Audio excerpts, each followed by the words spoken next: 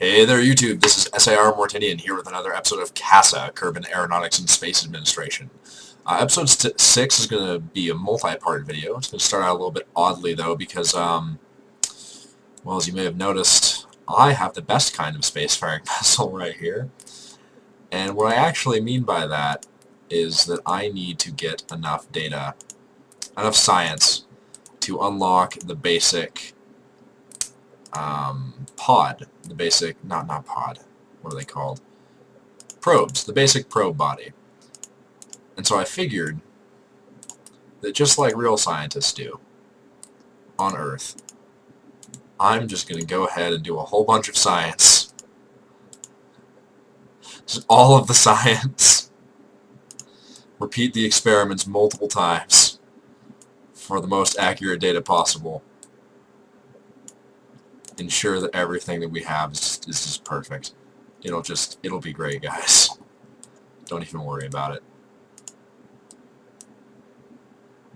So long as I can get enough, and I can get that one little probe body, I can make other things. It'll be fine. I think I needed 45. I had no idea how this was gonna go. So I'm actually a little bit more than I need, but I mean, science is science. It's real. Sit here, just watch me open all of these things. It's the most exciting episode of this show. I'm really good at exciting things. In fact, that's why I have an infinite amount of subscribers right now. Totally. That's the reason.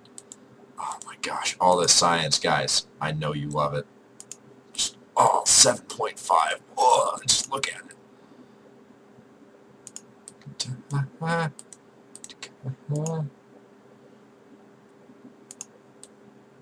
Okay, are we done?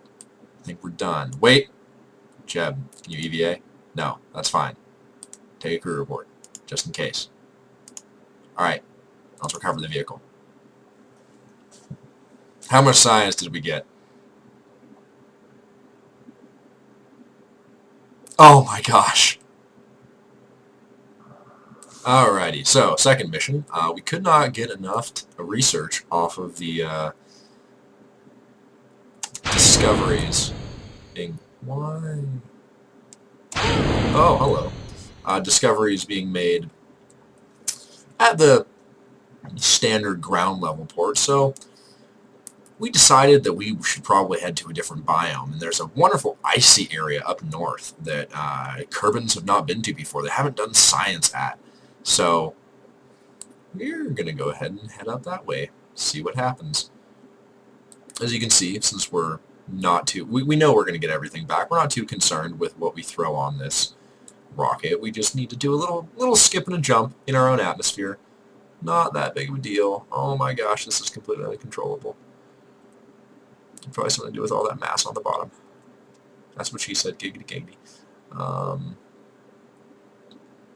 Drop this down, and there we go. Now we can control it. Kind of. Not really. Okay, we're just going to do that. That's good enough for now. This should get us plenty of vertical height, plenty of vertical speed. And then we can just burn north. Everything will be fine. Right, guys? Right. Of course. With no atmosphere, they don't fall away very quickly. Alright, where are we? Pretty high. Pretty high. Well, it's 2 minutes away, so we'll go ahead and just time accelerate. Time up above 70K. Probably pretty well up above 70K, if you know what I mean. Anyway, it's 95. That seems reasonable. Now we'll start burning to the north, maybe even a little bit on this side here. Try and pull this directional so that we're shooting directly north instead of at an angle. Gotta try and counteract some of that nonsense that the boosters gave us. We're pulling. And... come on. Almost. There you go. Alright. Now where are we landing? We're landing not quite where we want to go, so I'll just move us straight to north. And it'll keep burning. I'll actually burn towards Kerbin a little bit, because we've got some extra fuel. We've actually got quite a bit of extra fuel, so I don't need that to be quite as intense as it is. Alright, and I'm going to assume that we're going to lose something to air resistance there, so I'll just shoot for the far side. Probably want to take care of that maneuver node.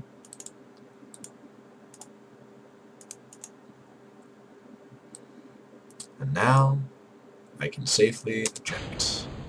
That will go crashing somewhere in the Arctic Circle. Not a massive concern of mine. I'm going to want to be facing in this direction. Am I? No, I want to be facing in the opposite direction, because that is where ground will be when we hit the Arctic Circle, roughly. And then I will extend my landing gear, and we're going to go do some science at the pole. We're heading up to 160,000. There we go. Yeah, look at that. Suddenly I'm almost facing the ground, and now about to enter into some pretty atmosphere here. Just going to go ahead and pop that parachute for whenever we're ready to go here. Actually, even going to let myself float pretty loose. To face generally in the direction. Get maximum air resistance as we come down pretty sharp at here, actually. We're going to land on the far side. Oh, it's because I'm taking such a shallow. Don't worry about me.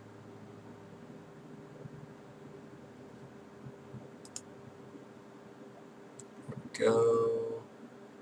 And heating. There. I don't know if you can see it there, but there's a little reticle where our rocket went briefly. It was beautiful. Ah, that's my phone. That should have been on silent. That's okay. As we all know, I'm the most professional YouTuber that has ever existed. Slowing down. I think we'll make this. Alright, I'm willing to time accelerate a little bit. I'm somewhat afraid that it's going to pop, but as long as we slow it down before that, and I'm going to land in a nice little place, I think. Fairly well lit. I think it's rather pretty. I don't know about you guys. Look at that. Look at that repeated texture. It's fascinating how the winds on the surface here have just managed to create that perfectly repeated texture. Okay, now we can time accelerate again rather safely. I'm not too worried about it ripping the pod apart. And here, there's no shadow. It's very odd. There, we've landed. Okay. Now, this time you can take an EVA report. Cool. Pop. I didn't attach a ladder, so we're not going to get a core sample, despite the fact that that would probably be a pretty cool idea. We don't need that much, so we're going to just observe the mystery goo, and then we're going to observe the mystery goo, and we're going to observe the materials bay, then we're going to take a crew report, keep all this data, and then we're going to recover the vessel, and hopefully now we should have enough science to buy what I need to buy. Yes, now we do. Okay. So as you can see in here, I'm just buying this. Going to give us the Steputnik Mark I, a probe for what we're going to do next. Alright, last flight of the day. I'm going to try and get this space station core up into orbit at around 70K. Now I know what you might be thinking. Mortinian. That's a lot of boosters. And you know what? That is a lot of boosters. I applaud your vision to be able to see the 9 boosters that are currently propelling this great rocket into space. Well, we're turning east. I mean, I'm not trying to do that, but it's what's happening, and I'm just gonna let it happen. I'm just gonna let that be a thing that happens. Yep. Oh, this should probably go down here. I think I got that.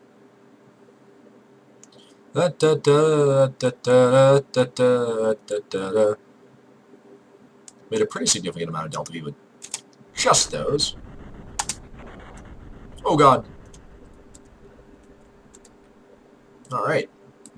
So you notice we're not firing from the center rocket. That's intentional. We're going to use these 8 exterior rockets to try and get everything that we need in terms of our speed.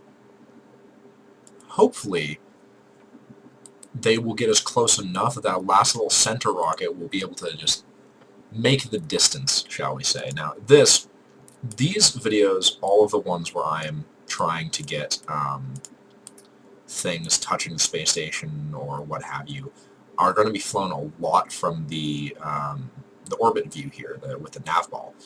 The reason for that is because I need to try and make sure that they're all roughly circular at roughly 70,000 meters,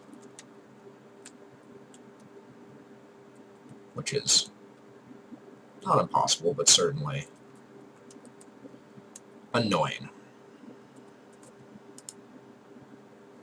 So we're just going to go ahead and time accelerate really quick there to kind of freeze everything in place.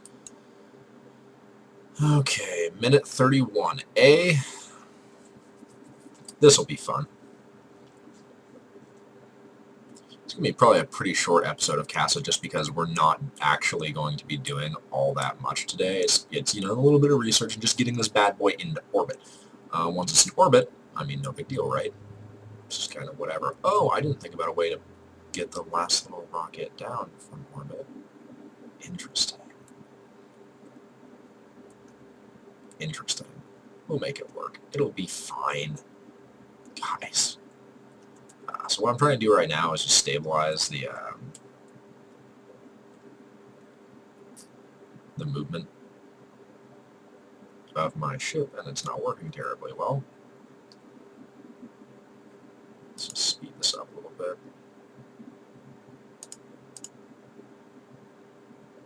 And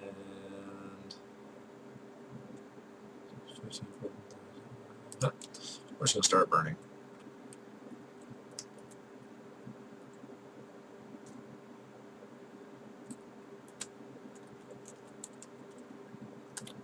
Alright. 4, 3.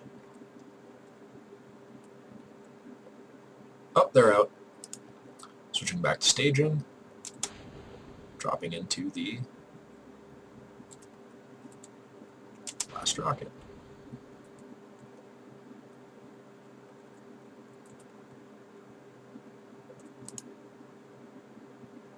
Boy, howdy. Look at that. Messing up. So we're going to have to burn up a little bit to try and keep it circular. Alright. A little more. There we go. Now I can go down. I'm just playing with it, man. Hup. Alright, what do we have? What do we have? 81,000 and 71,000. Okay, well, we can fix this. All we have to do is retrograde burn. Actually, heck, we could retro burn here with RCS system. You guys haven't seen that before. No, no, no. Alright, so this is what we're going to do. Do I have my RCS? I do have my RCS. I've got 240 of it. Okay. So we're going to just go ahead and disengage, freeing the space station core up here. Yeah, look at that. Didn't think I was going to do that, did you?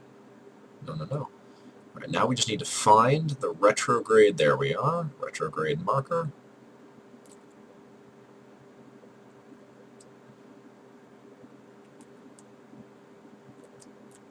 Actually, I want to find the prograde, don't I? So I'll be able to do my maneuver at the other side. Yeah, that'll be the trick. Okay. So I'm facing prograde. Freeze myself there, go into orbital. I'm going to want to burn right there.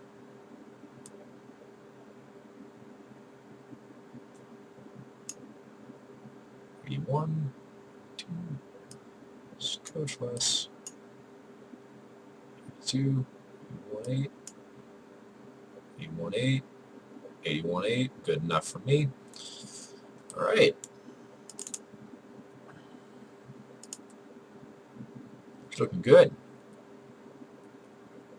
It's not there. Where am I supposed to burn if not there? To play the find the blue marker game. Over here. Interesting. All right, well, now all we have to do is get ourselves facing this direction here. We need 8.8 meters per second. No big deal. Face this direction. And then we're just going to get ready to burn. We're going to turn off the SAS, turn on the RCS, and time accelerate. All right, and we're off. So, 4, 3, 2, 1. Give myself a little bit of time here. Turn the RCS off because I need to adjust.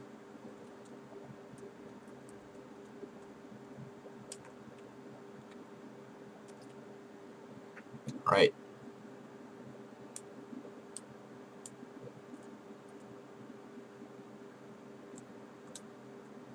If I recall correctly. Whoop, that's the wrong way. No. Which way was it? H. H is where I want to burn. All right.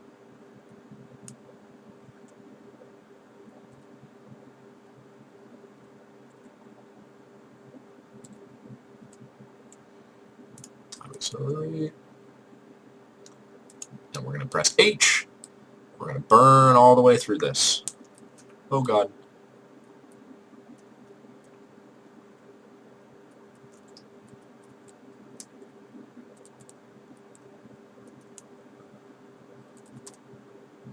All right. A little bit rough, but I think 81.6, 81.8. That's good enough for me. That is a circularized orbit about Kerbin, equatorial. Does it ever intersect with that? Ooh, no, but it gets darn close. Let's just hope it never does. That's some of the debris from the Minimus run. I haven't actually gone through and deleted it yet, but regardless, here we go. We've got our space station core in orbit. Now the only thing left to do is rotate this into a nice, easy way to construct. I don't know what you guys prefer, but if any of you guys actually play Kerbal Space, but I prefer tilting it to the north. North just happens to be a really nice and easy direction to find because it's a bright orange line. It doesn't change as you're rotating about Kerbin unless you're on a polar orbit, in which case I like to pick east. Yeah, there you go. There's our space station in a positive orbit. It doesn't have great coverage on its solar panels, but quite frankly, it has enough to power itself. And it's got a spare battery. Everything about this is perfect. The question is, what can these do?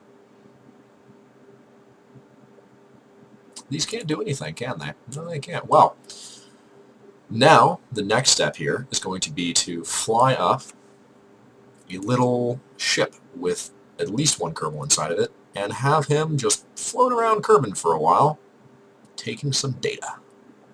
But that's for next episode. Please like, favorite, and subscribe. Do all your social media stuff. Love K.A.S.A. And I will see you next time.